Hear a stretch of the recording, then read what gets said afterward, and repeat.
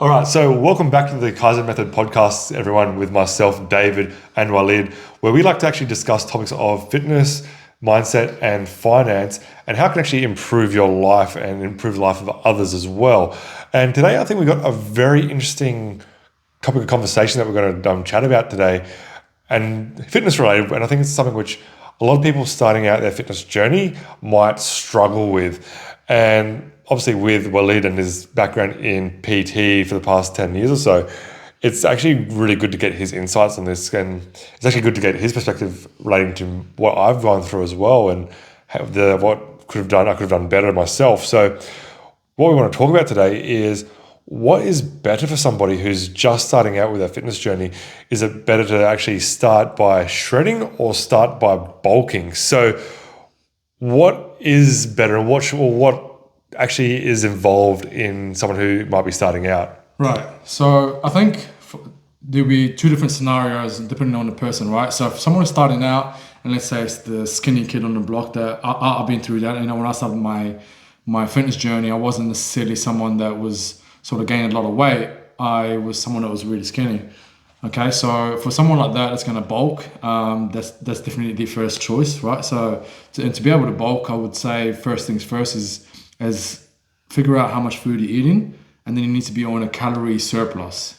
Okay, and this is at least 10% to 30% above your daily maintenance. Okay, so if your daily maintenance is, let's say, 2,000, then you need to be at least 10 to 30% above on your calorie surplus. Yeah. So how would you work out what someone's daily maintenance is? Because I've seen some numbers online or some calculations online. So do you know a quick reference method to do it? Yeah. So you literally times your let's say your body. For example, myself. Yeah. I'm at the moment 85 kgs.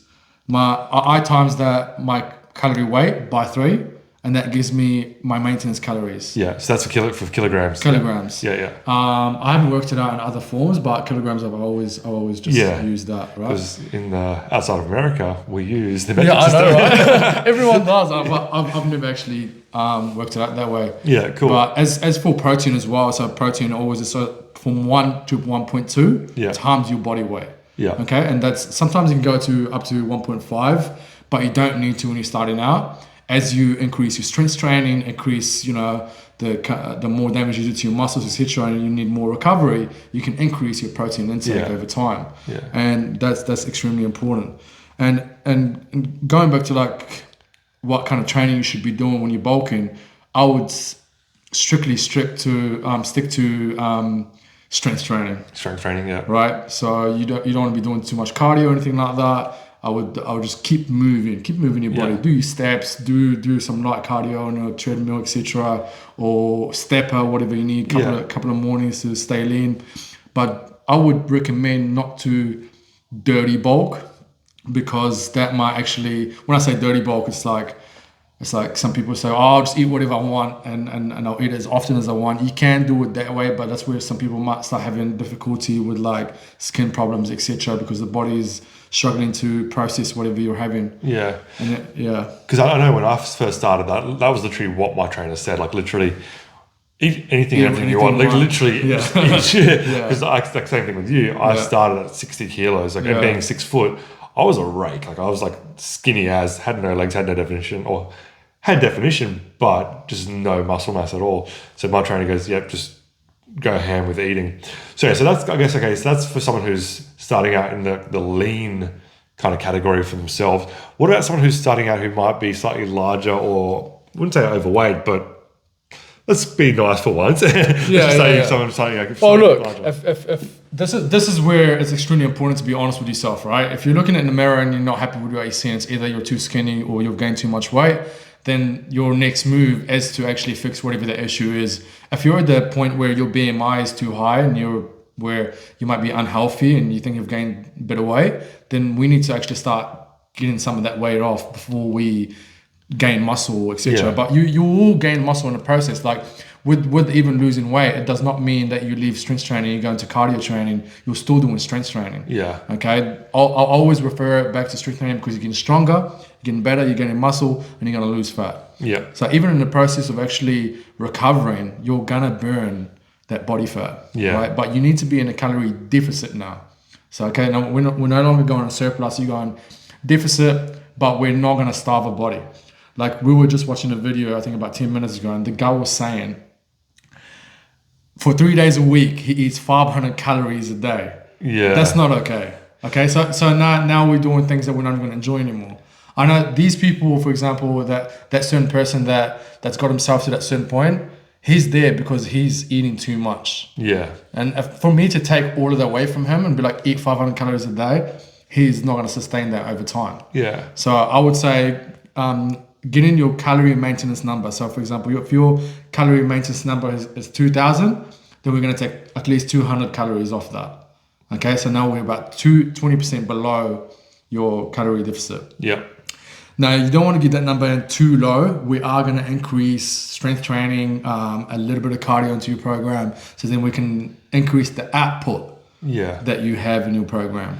But with that as well, with strength training on its own, like that burns a lot of calories. Like so I know sometimes, like one of my mates I used to train with a couple of years back now, he used to say, don't even worry about cardio, or don't make it a huge part of your program, because with correct strength training, you're going to be burning a shit ton of calories anyway. So obviously, if you want to kind of get there faster, then start doing cardio. I think people underestimate the value of actually just keep moving. Yeah. Like just simple things to keep moving, like do shit around the house. Stop sitting down for hours on end. I'm saying, okay, if it's your job to sit down, that's fine. But what are you doing afterwards? Yeah. You know what I mean? I want to know what you're doing in the weekend. I want to know what your kind of activities you're doing. Just get moving, and that helps so much, right? So like even like when I increase sometimes people's cardio intake in their program, let's say to 20 minutes every second day or 40 minutes every second day, depending on the program, that actually increases your metabolism. Yeah. Right? It increases the way your body burns food, as fuel, etc. And it's extremely important to just not devalue the importance of just doing small movements, like just getting up, going for a walk, doing that stuff around the house. And those activities over a long time period will help you because you're no longer sitting down in front of the TV hours on end. Yeah, for sure. And I thought one thing going back to like that diet, and like say like the guy who said 500 calories a day for 3 days. Yeah. I think for most people, especially if they're starting out, that is not sustainable. Like they can't sustain that level of diet or that level of discipline to do that, which means they won't get the results, and they'll be discouraged again moving forward from actually trying anything like that, because if they're not going to get results, why are they going to do it? And then if they can't keep up with it or maintain that, they're not going to keep doing it. So no, absolutely not. Absolutely not. I agree. Like the best, I get asked this all the time. Yeah. I always get this question, bro. What do you think the best program is for me? I always say the best program for you is going to be one that's going to sustain long time. Yeah. Right? Sustain over a long time period, so you can actually achieve that long term goal. If I give someone a beginner an extreme program or my program, they're going to do it for 5 days and be like, fuck this. This is too much, because like the intensity, the way I'm strict with my food sometimes, etc., is like I've built adherence to that. You know what I mean? But I'm at the point where I actually enjoy that adherence. I enjoy that difficulty. But another person just needs to actually learn why they're doing it, start seeing some results, etc., and then you increase the difficulty of the program, increase the adherence to the diet even, to become even better and better as they go over time. Yeah, there's definitely a certain level of discipline to training, because you have to show up. It's not like a quick do a couple of weeks worth of training and then you get the final result you want. You have to stick to it with over a long enough period of time, be consistent with it and disciplined with what you actually train. That's right. So that you can actually get the results you want. So like I was saying, unless someone's really, really disciplined with themselves, they already have that. I don't see them kind of sticking to a harsh program if they just jump straight into it, and they will be defeated before they even start. And even like when we train together, sometimes we just like right into it, no holds barred, go ahead. But we've been training for a significant period of time prior. That's right. That we know how to train and how to actually push our bodies, and where we can push harder or where we have to kind of pull back a little bit. And that's right. No, I agree. Like I think if you do start out this journey of fitness, or you want to you want to achieve something that's sustainable long term, and something that even look in the mirror fucking naked and be happy with what you see, right? Yeah. So it's just the small things like that. But what I'm trying to say is, you're gonna fail at some stage of your program. At some stage, you're gonna fuck up in the weekend. You're gonna do something wrong. The most important thing that you can do is how fast you recover from that. Yeah. Does it take you weeks to get back into the program? Does it take you 24 hours? Do you just miss one meal and be like, oh shit, I'm not missing the next one? The faster you get back into your program and back into the path that you're supposed to be doing, the faster you're just going to get better and better at it. Yeah. And over time, like, it's going to be to the point where, you know, like, it doesn't affect you. You see other people do things you shouldn't be doing, and you're not even sort of phased because the results are too important to you. Yeah, it builds resilience within yourself. And like I said, that consistency, and the more consistent you are with it, the more resilience you build with that itself. And because obviously with our program, it's like fitness, mindset, finance. One part of the program we're going to be doing is mindset based, and building that resilience actually is a key component of growth over the long term, because like I said, the faster you can actually bounce back from a temporary setback, the faster you can actually keep moving towards your end goal over time. And like, whether it be finance, fitness, business, whatever, relationships as well, whatever it might be, the faster you get back on that path to achieving a goal, the faster you will actually get towards achieving a goal. And that's what's important as well. Like, I think people actually need to understand that, like, yeah, they might have messed up 1 or 2 days or a weekend or whatever, but it doesn't mean that just because you messed up 1 day or 2 days that it's blown everything out completely. Right, it just means you have to kind of go, okay, I messed up those 2 days, acknowledge it. That's right.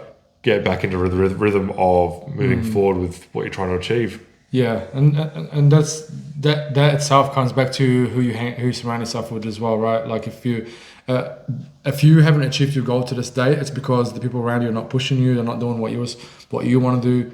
You might have to isolate yourself a little bit some days of the week to actually just do what you're supposed to be doing, and that's okay. You know, we've talked about this before. We talked about being selfish within yourself to achieve your goals, and those are all things that, you know, you want to take into accountability. Like, just be responsible for your goals. Yeah.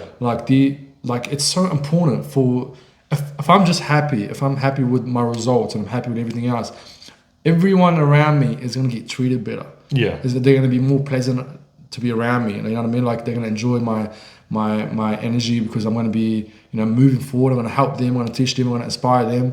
But if you're not, and you're not moving forward with your life, like, you're not going to be very pleasant to be around. You're not going to be very, you know, how can I say, inspirational to others that's around you. And I think we owe it to everyone to be that way. 100%.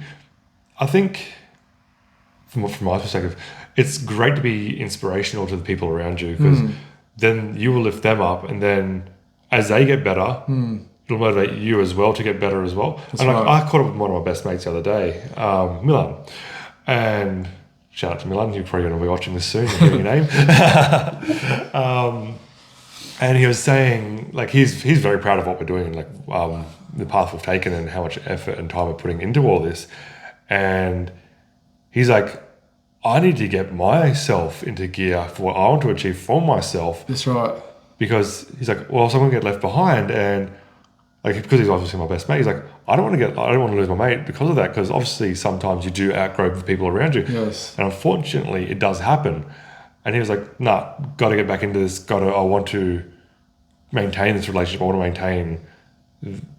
want to grow myself. And so if you can actually inspire people on your own journey, that's a beautiful thing. It's a huge thing. And I agree. You'll attract more like-minded people to you as well. That's right. I think some people will get scared. Like, I think we spoke about this last week, that when they start going down this path of growth, that they get scared that they might lose the people around them because they outgrow them. But at the same time, you will either inspire people to level up to where you are, or you'll attract new people to you who are on the same level or higher, and who see your value and want to pull you up to their level as well. So yeah, don't be scared of losing people. But yeah, so going back to our overarching topic of what we're talking about today. So if you're skinny, you want to be in a caloric surplus, so you probably you need to be bulking to hit your fitness goals or physique goals. Vice versa, for if you're someone who's slightly larger or overweight, you need to be shredding. And I think we spoke about this in one of the podcasts earlier on about whole foods and diets and stuff. That's right. What would be, so I want to quickly ask about this one, sugars. I think that's a very kind of controversial, slightly topic in relation to dieting that, say, let's take honey for instance. Like, I think there's like the debate between refined sugars, like say white sugar, like you add to tea and cakes and biscuits and stuff, versus healthy natural sugars. Like, is there? Yeah. So this is a touchy topic, right? But it's very interesting. So these foods like that are quite high in calories. Okay. So for example, so let's say you decide to, I don't know, have a pancake meal, for example. Yeah. Let's say you made like protein pancakes, and your topping on top was, let's say, I'm not actually sure with the numbers, but let's say put 80 grams of honey on top. Yeah. That honey that you put on top, if you're in a calorie surplus, it's great for you. But if you're in a calorie deficit, it's taking up too much of your calories. Yeah. Okay, so don't use sugars that are not dense on keeping you fuller for longer. But when you are in a surplus, it's fine. But when you're calorie deficit, you need to be very careful what you're consuming. So if you're consuming foods with high sugars, they naturally going to be high in calorie. Yeah. Okay, so you might go have a meal and it's 700 calories on that one meal. Say you only have 1,000 left. You know what I mean? So as if you had a meal that was 400 calories, like, you know what I mean? Yeah. I'm not saying eat chicken and rice, but just some certain point, you need to measure your food and realize how much calories it has in it. Yeah. And if it's not going to keep you fuller for longer, don't have it and replace it with something else. Yeah. I definitely find like with dieting and how like I've been dieting, say the past 3 years, that's when I've really, like I said, noticed my major shifts. When I went to like a calorie dense diet, not calorie dense, like a more like whole food dense, calorie dense diet, I struggle to eat. Like I struggle to like you get full fast. Yeah. Like I know you know how easy it is to like smash down like half a pack of Tim Tams or Oreos or something like that. Yeah. And obviously that just blows your calories way out of proportion. It does. But when you have like those whole foods like chicken, rice, broccoli, veggies, or whatever, actual proper foods, I felt a lot fuller, a lot faster, and I wasn't as hungry afterwards. I felt satiated. I said that right. That's why it's very important when you're calorie deficit. Your calories are going to be lower than usual because you're going to be losing fat. So you need to be very careful what you consume too early in the day. You know what I mean? You need to think about your calorie deficit as a bank account. Yeah. And let's say you have $1,000 to spend that day.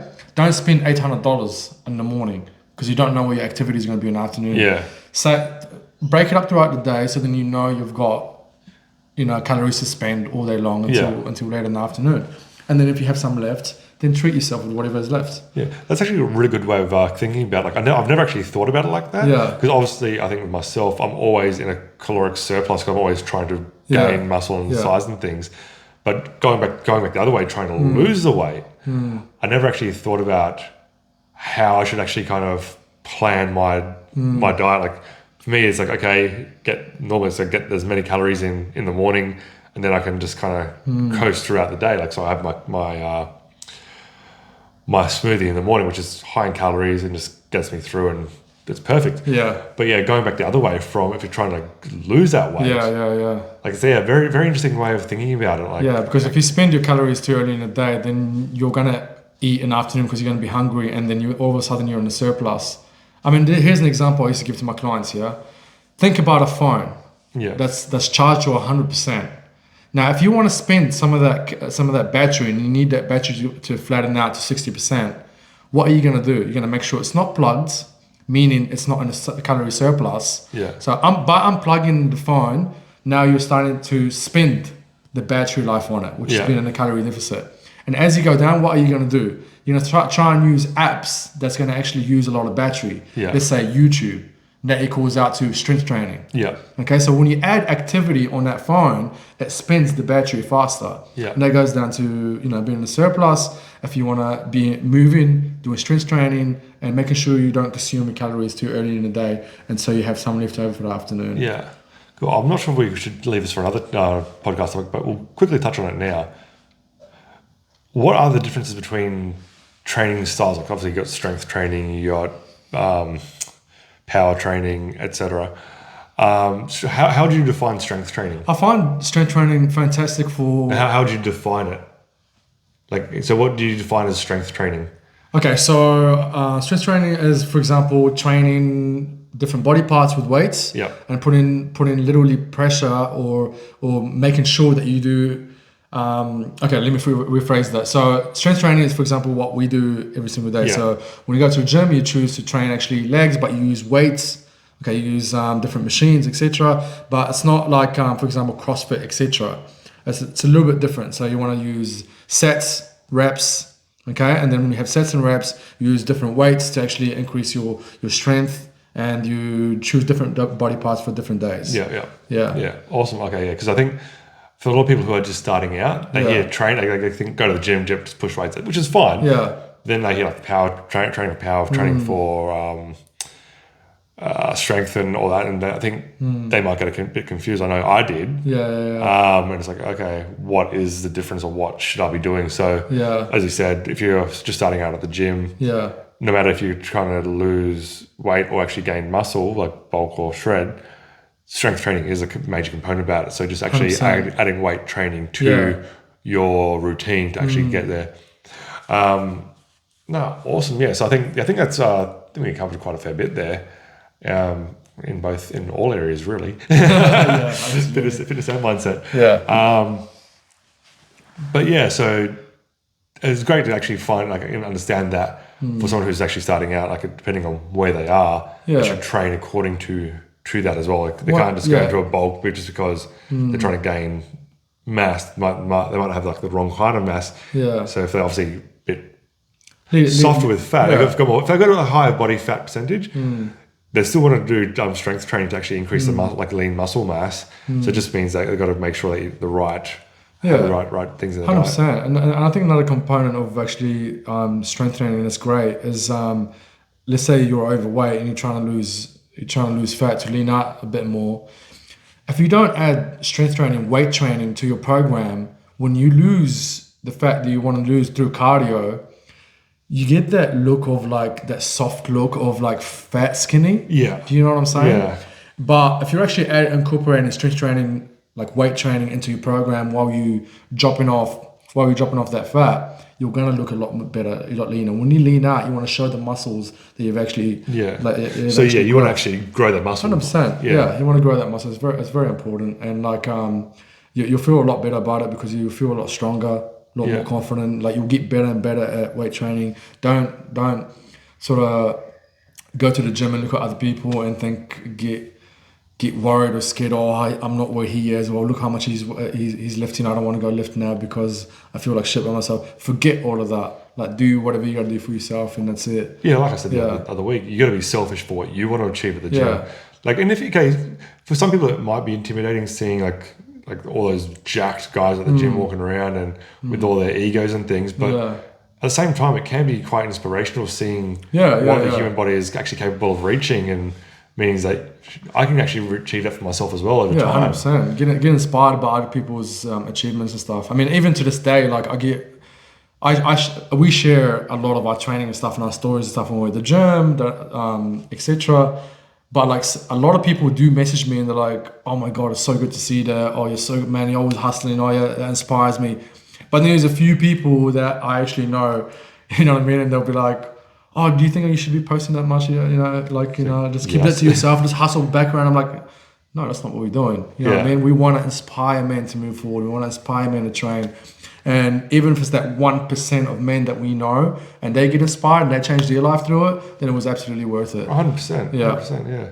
But I think we covered everything there which we wanted to chat about. So we'll wrap it up there. So launch of the platform is actually coming soon. So this podcast will be released in a few weeks' time. So we don't actually have a release date just yet. But keep up to date with our socials on Instagram. That's where we kind of post all the latest information about what we're actually doing. So that's the Kaizen Method Co. on Instagram. So be sure to follow us there and keep up with our latest podcasts on Spotify. It will be added to Apple soon as well, and it's also on YouTube, so follow us there. the Kaizen Method podcast. Anything else you wanted to add? That's it, man. Yeah, so Very happy. yeah, we'll catch you guys again on the next episode of our podcast. But like I said, be sure to follow us on Instagram because that's where we keep up to date with all our latest posts and all our latest releases and information. And yeah, we'll catch you guys again next week. Thank you. Cheers.